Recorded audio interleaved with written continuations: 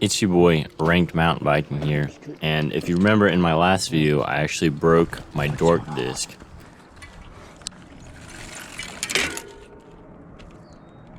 Huh.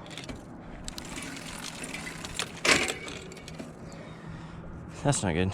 Hold up. And how I think it happened was that the derailleur was not set correctly, and I downshifted to the lowest gear, and it shifted too far and landed on my Dork disc, and I tried to pedal and it just broke it. So now the Dork disc is actually wedged between the cassette and the spokes of the wheel, so it actually is now preventing the rear cassette from spinning freely, which is an issue. And for those who don't know what a Dork disc is, it is the plastic thing that sits between the cassette and the spokes of the wheel. That basically, what it's there to do is if your derailleur limit screws are not set properly, the derailleur can actually push the chain off of the rear cassette. And if you don't have a Dork disc there, it'll just go right into the spokes of the wheel and can damage a lot of things on your bike. But if you have the Dork disc there, it'll just go onto the Dork disc and break the Dork disc, which is what happened here. And in order to take the cassette off, you need a cassette tool and a chain tool, neither of which I have. So I was going to go to a bike shop and have them do it, but unfortunately they're scheduled like 5 weeks out, so I'd have to wait 5 weeks to get my bike back. So what we're going to do instead is we're going to do a 1,000-degree knife challenge.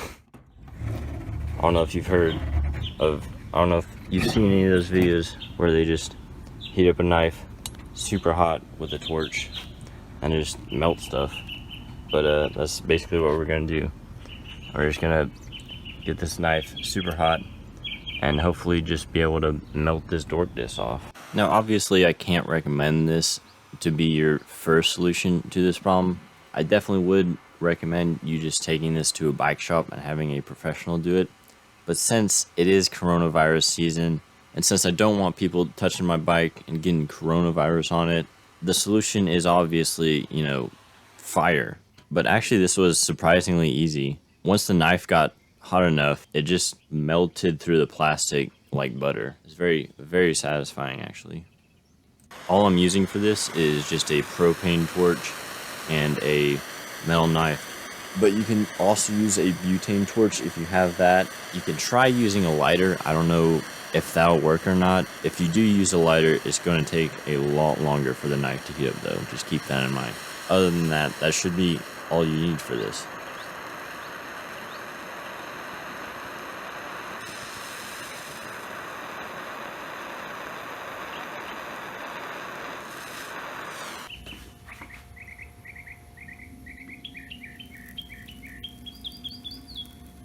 Oh, it's just melting through that.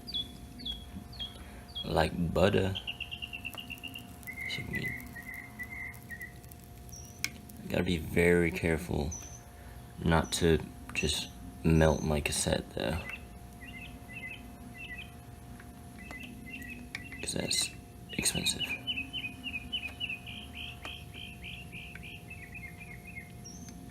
Oh, that's off. It's off. We got it.